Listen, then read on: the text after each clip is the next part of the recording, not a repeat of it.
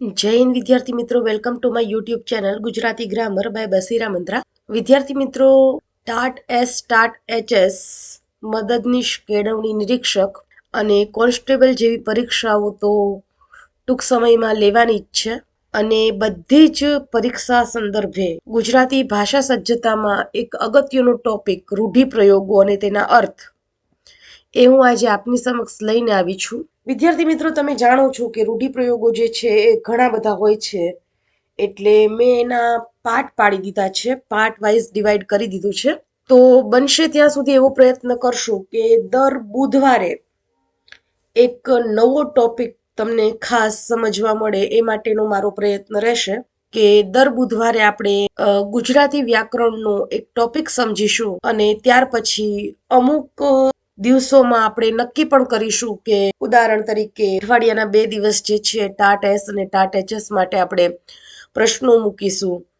અઠવાડિયાના એક જ દિવસમાં આપણે મદદનીશ કેળવણી નિરીક્ષક માટેના પ્રશ્નો મૂકીશું કે એકાદ 2 દિવસ માટે આપણે કોન્સ્ટેબલના લગતા પ્રશ્નો જે છે એ મૂકીશું, જેથી અત્યારે આ બધી એક્ઝામો આવવાની છે તો દરેક વિદ્યાર્થીને એનો લાભ મળે. તો વિદ્યાર્થી મિત્રો, આ સિરીઝ જે છે એ તમે તમારા મિત્રોની સાથે ખાસ શેર કરજો, કેમ કે આ 100% ઇફેક્ટિવ રહેવાનું છે અને મોસ્ટ ઇમ્પોર્ટન્ટ જે રૂઢિપ્રયોગો છે એનો મેં આમાં સમાવેશ કરેલો છે કે આમાંથી જ પૂછાશે. બરોબર? તો ચાલો શરૂઆત કરીએ. પગ ઉપાડવો એટલે ઝડપથી ચાલવું, બાવડાના બળથી એટલે જાત મહેનતથી, જીવ બળવો એટલે દુઃખી થવું, બેઠા બેઠા ખાવું, શ્રમ કર્યા વિના અથવા નિરાતે ઉપભોગ કરવો. આગળ જોઈએ.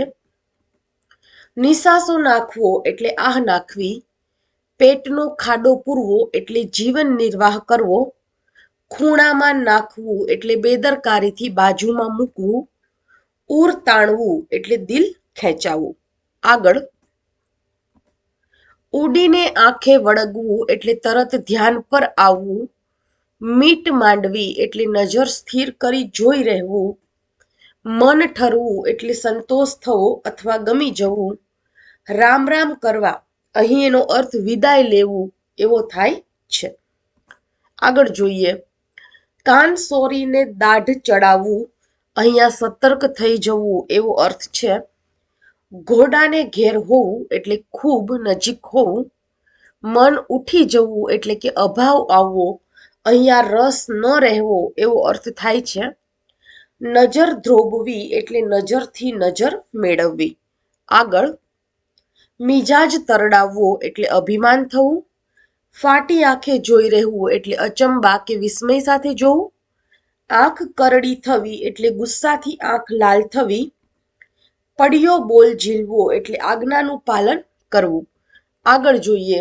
માથે ચારેય હાથ હોવા એટલે રહેમ દૃષ્ટિ હોવી, મોંમાં આંગળા નાખવા એટલે ખૂબ આશ્ચર્ય પામવું, પગે પાંખો ફૂટવી એટલે ખૂબ જ ઉત્સાહમાં આવી જવું, પેટે પાટા બાંધવા એટલે ખૂબ જ દુઃખ વેઠવું. આગળ જોઈએ. લોઢાના ચણા ચાવવા એટલે અત્યંત મુશ્કેલ કામ કરવું, આકાશ પાતાળ એક કરવા એટલે ખૂબ જ મહેનત કરવી, દિલ કોરી નાખે એવું એટલે સખત અને પુષ્કળ, છાતી ચાલવી એટલે હિંમત હોવી.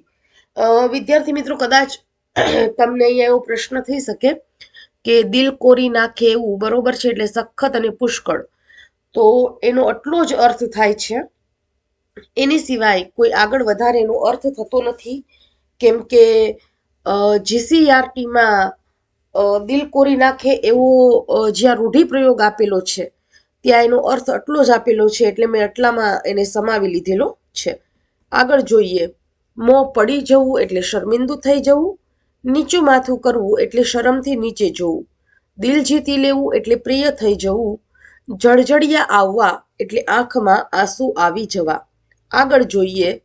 જીવની જેમ સાચવવું એટલે ખૂબ જતન કરવું, પડતું મૂકવું એટલે છોડી દેવું, નિશબ્દ બની જવું એટલે શાંત થઈ જવું, વિદાય લેવી એટલે જવા માટે છૂટા પડવું.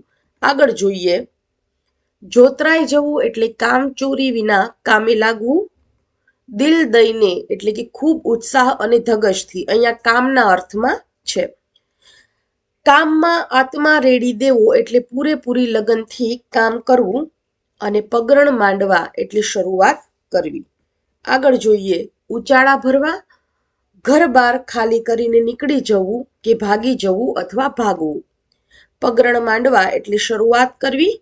બે પાંદડે થવું એટલે સુખી સંપન્ન થવું. નેવાના પાણીએ હાથ ધોવા એટલે કોઈની ઉદારતાનો દુરુપયોગ કરવો. આગળ જોઈએ, મનમાં ગાંઠ વળવી એટલે નક્કી કરવું. ફાટીને ધુમાડે જવું એટલે બહુ છકી જેવું. દાંડાઈ કરવી એટલે કામચોરી કરવી અથવા આળસ કરવી. વહાણા વાઈ જવા એટલે સમય જતો રહેવો. આગળ જોઈએ, માથે ઉપાડી લેવું એટલે જવાબદારી લેવી.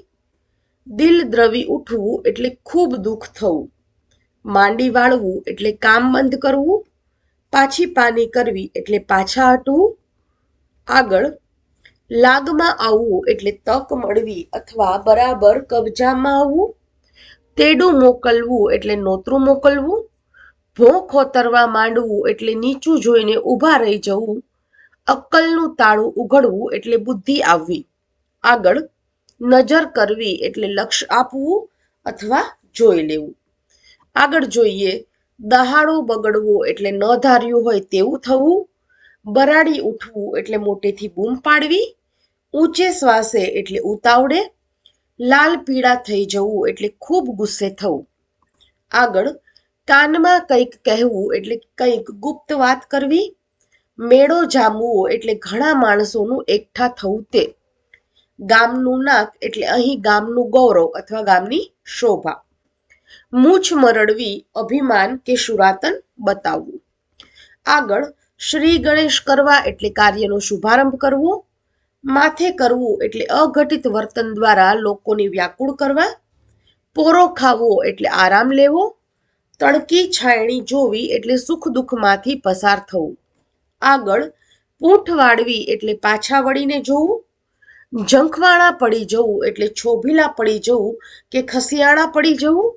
સ્તબ્ધ થઈ જવું એટલે આશ્ચર્યચકિત થઈ જવું. ઠાવકાઈથી કહેવું એટલે ગંભીરતાથી કહેવું. આગળ, મોતિયા મરી જવા એટલે હોશ ગુમાવવો અથવા હિંમત હારી જવી. ભરાઈ પડવું એટલે ફસાઈ જવું. દરિયાવ દિલ હોવું એટલે ઉદાર દિલવાળા હોવું. અને અમી વાદળી ઉઠવી એટલે કૃપા થવી અથવા મહેર થવી. આગળ જોઈએ, ઓડનું ચોડ થવું એટલે ધારણા કરતા સાવ ઊંધું થવું. એકડિયા બગડિયાની જેમ એટલે શિખાવની જેમ. વાતોના વડા કરવા એટલે નકામી લાંબી વાતો કરવી. પ્રાગડ ફૂટવું એટલે પરોઢિયું થવું. આગળ જોઈએ, રસ પડવો એટલે મજા પડવી. આંખે ચક્કર આવવા એટલે બીકને લીધે બધું ગોળ ગોળ ફરતું દેખાવું. ચોંકી ઉઠવું એટલે ચમકી જવું. અને જીવ તાળવે ચોંટવો એટલે જાણે હમણાં જ જીવ જશે એવી સ્થિતિમાં હોવું. આગળ જોઈએ, જીવ અડધો થઈ જવો એટલે ચિંતાથી વિહવળ થઈ જવું. દિલનો ટુકડો હોવું એટલે ખૂબ વહાલા હોવું. જાત ઘસવી એટલે બીજા માટે દુઃખ વેઠવા. અને દિલમાં દુઃખ થવું એટલે ખૂબ દુઃખી થવું. આગળ જોઈએ, મોં પડી જવું એટલે ઉદાસ થઈ જવું. સળક થઈ જવું એટલે સ્તબ્ધ થઈ જવું. ગળે વાત ઉતરવી એટલે વાત સમજાઈ જવી. બરોબર છે? તો વિદ્યાર્થી મિત્રો, તમારો ખૂબ ખૂબ આભાર કે તમે આ સિરીઝ સાથે જોડાઈને રહ્યા. વિડીયોને લાઇક કરવાનું, શેર કરવાનું અને ચેનલને સબસ્ક્રાઇબ કરવાનું ન ભૂલતા. યાદ રાખજો કે આ જે છે એ પાર્ટ 1 છે. હજી બીજા રૂઢિપ્રયોગો જે છે એ ટૂંક સમયમાં જ હું તમારી સમક્ષ લઈને આવીશ. બસ આ વિડીયો જે છે એ ખાસ તમે શેર કરવાનું ન ભૂલતા. જય હિન્દ, જય ભારત.